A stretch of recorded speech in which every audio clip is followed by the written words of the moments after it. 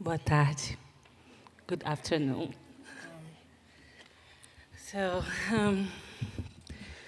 Here we are again. I'm myself here on the stage.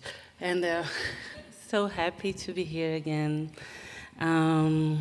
It's a kind of repetition, but again, thank you. So I feel so transformed by after every conversation since yesterday, and I'm so happy to be here with you. It's an honor. Likewise. It's an honor. So how are you feeling?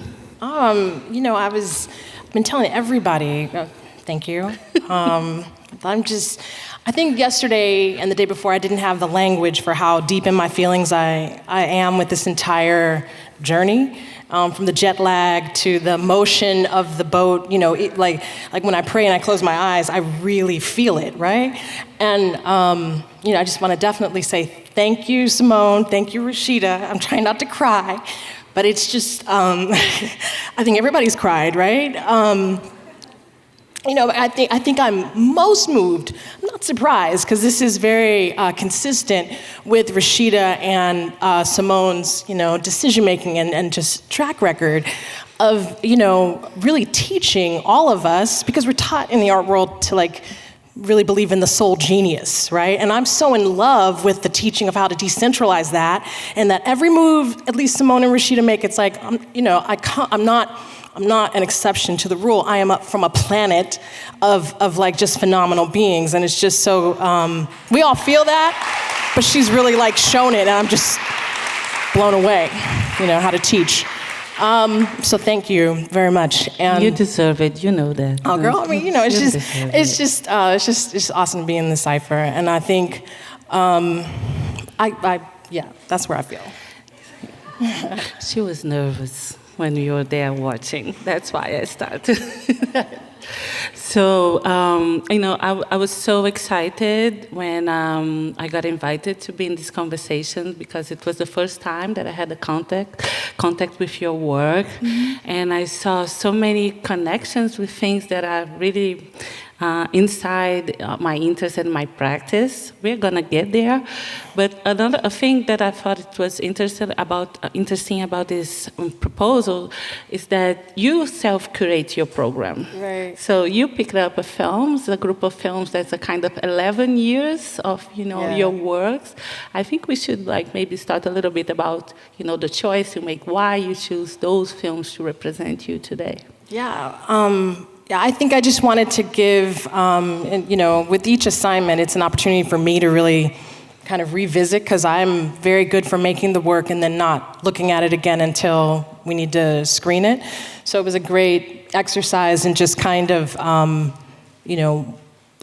really asking myself, where am I now? With the last project being the most recent and was on view at the Tang, and a project that I'm working on there. But all of this really started, just responding to seeing Todd Haynes' Karen Carpenter story. And, I was blown away. I'm always blown away with how, dudes and white dudes get to do whatever they want. And to do it, many times untethered to pain, right? Or untethered to traumatic circumstances. It's almost the reverse position of things work for you, things work for your lineage, there's a history, and there's the decision to move in an opposite direction, to have the fodder of conflict, as a place to start.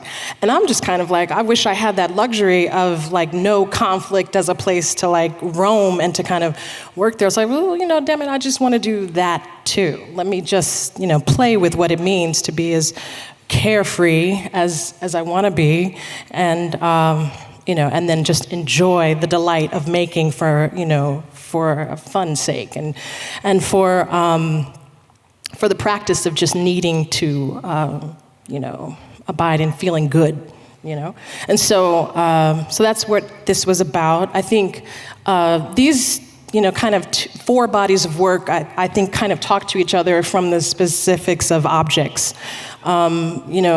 I don't talk about this a lot, but I've been working on a series forever that really was spawned by Cyrus Coulter's work. Is a writer out of Chicago who really did amazing work in the Black arts movement, and it just was so much about Black people's relationship to things and objects and stuff, things you can touch. And it just makes a lot of sense to kind of, because I'm revisiting that series now, I've spent a lot of time away from the practice, like the 11 years, a lot of it was administrative. And now that I'm back, I'm just really just reassessing just what that means to be engaged with, things. And it's so hard to not be engaged with things with Chanel and Prada and Gucci down the hall. I mean, I'm not buying any of that stuff, but it's just still kind of like, this is where the good stuff is, So. So good to hear you. Yeah. So good to hear. Yeah. For me, one of the things that strikes the most, and we've been talking about it since we met like 2 days ago, it's about this everyday life dimension. Yesterday, when I finished my presentation with that clip of Cabela with the combing, and talking about how everyday life can be transformative when you talk about Black experiences in cinema. And I was impressed how you bring that, but in a complete unique perspective, because you add a layer of failure, of disappointment, a frustration that I love. And I feel people was looking at people's reactions today. I was just like, okay, they are not expecting that. Yeah. that end. So, and all of that with the textures, so many layers, like, touching layers, tactile layers. So can you speak a little bit about those options, how you mingle this everyday life, the failure dimensions, the disappointment, and the textures? Because I love the movement of the dresses, for example. Oh, yeah. We see the dresses coming down, not properly their faces. So. Yeah, I mean, I think I wouldn't be an animator if I couldn't have... I think all of us who deal with making actual work start out with 2D work, one way or the other. You learn through drawing, and I did, and I found myself least satisfied with that. I mean, I've never abandoned the practice of making drawings, and I think through drawings and organize all of this, but the real delight comes from touching the objects. It definitely comes in the editing room of kind of figuring out how to relay that sensibility of tactility. Comes with voiceover, who gets to, who I get to partner with, and kind of, puffing up and adding that additional dimension to the work. The everyday is, it's my most accessible material and medium in itself. I live for people watching. I think that started out this journey, like this body of work was happening when I was working at Prairie View A&M University, a historically Black college in Texas. And just the kind of other planet that these students, I'm so excited to see Spelman students in Morehouse in the house. Yeah, I know. Just anything could be transformed in that campus. I think about all of how language and students would teach me. I don't know slang anymore, but there were so many ways of talking about things that I just didn't think about until a student would bring that into the fold. And then just kind of making do with what you have out in the middle of the country, is also like a part of the logic behind why certain objects are placed in front of the camera, Mm-hmm. And you go from the plastic, to then, and to the, that's also amazing. I love that, the dialogue that you create. So one thing that I was, I think I'm going to change, sure. Because we talked before, I'm going to change a little bit.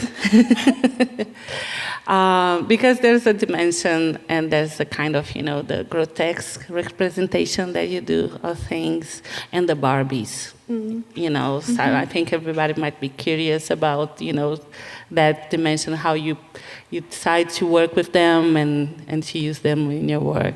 Yeah, I really love all kinds of plastic things. It usually begins in relationship to, scavenging, flea markets, essentially eBay all the time. eBay helps me build drawings and find found images to layer on top of.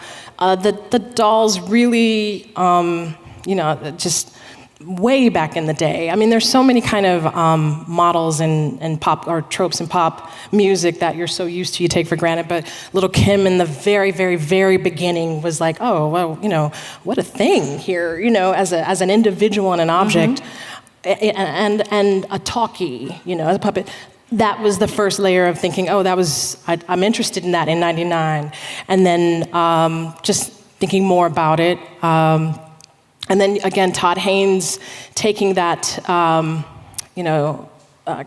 casting the actual Mattel Barbie doll for Karen Carpenter, who was a '70s pop star, and really turning her story on its ear by taking the sweet out of all of it and making her story incredibly grotesque. There was that kind of, the rejection of the sweet, and I wanted to embed the sweet because I just don't think that our presence gets celebrated enough for that, And I come from a very, very chill, sweet group of salty individuals at times, but I can't help but to find everything that Sandra described about her family, just, as we all know, it just resonated, It's, so the dolls are really a stand-in for that, in terms of really emphasizing how much I'm aware of the under-recognized sweet nature of our presence.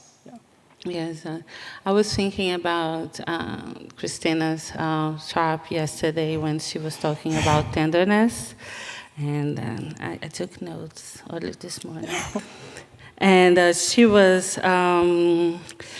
quoting an interview Gail Jones made by Claudia Tate when she was saying that tenderness can be an alternative to brutality. This is not the order, I kind of changed it, but that was the idea.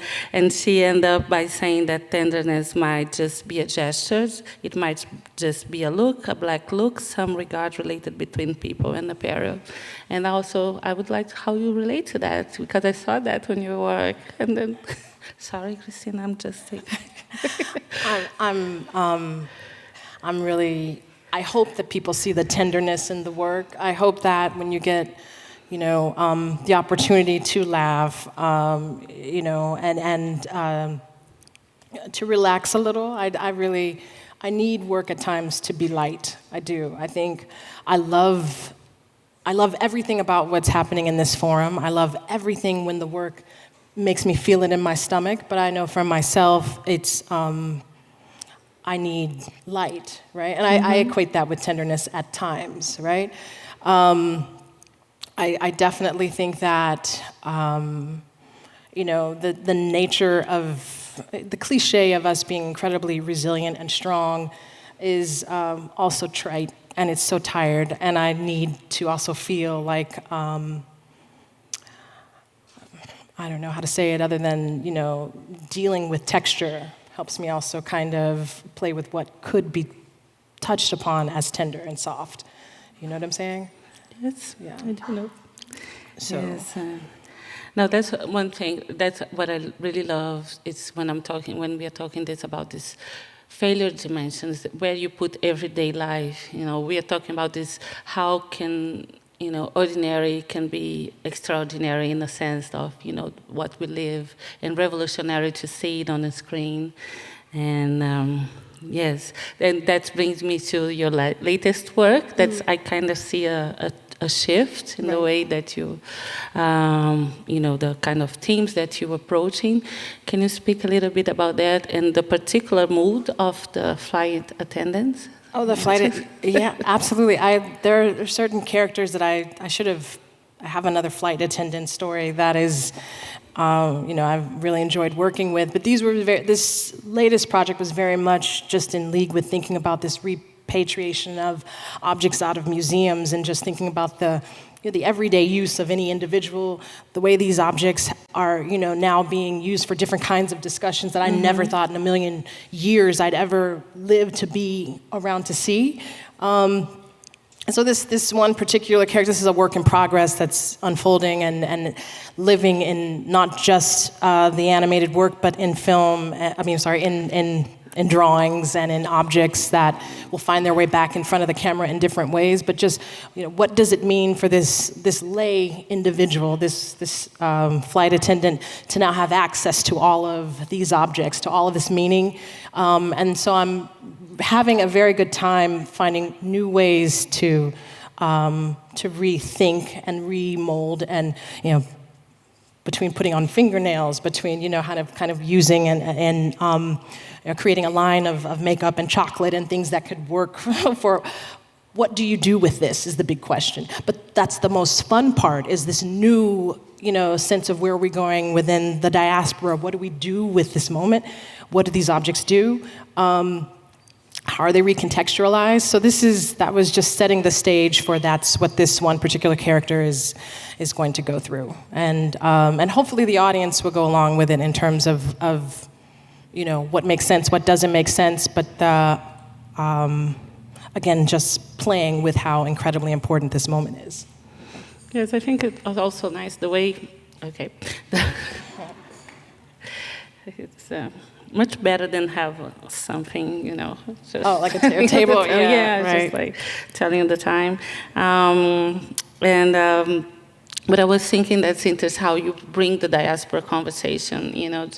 I was thinking about this fact. I don't know, because if I'm always flying a lot, crossing the Atlantic, and being this diaspora person, to have this insight in the airplane, like the division of the airplane, and where the works are and her encounter with it. So yes, and it's there's a show going on with that that project. Where is it? The show is at Skidmore College, and it's with the Tang, and I've just been in residence there since last year.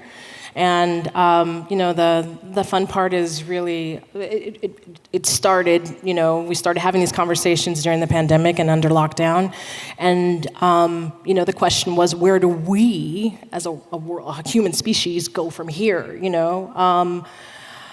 Just thinking about how to be better human beings, and so I'm really excited to wear the hat of artist and curator, because that's kind of the two worlds I've been shuttling between for a while, and got to bring into the space, because the space changes, the films change. I'm working with the students to create an element that's related to the first project.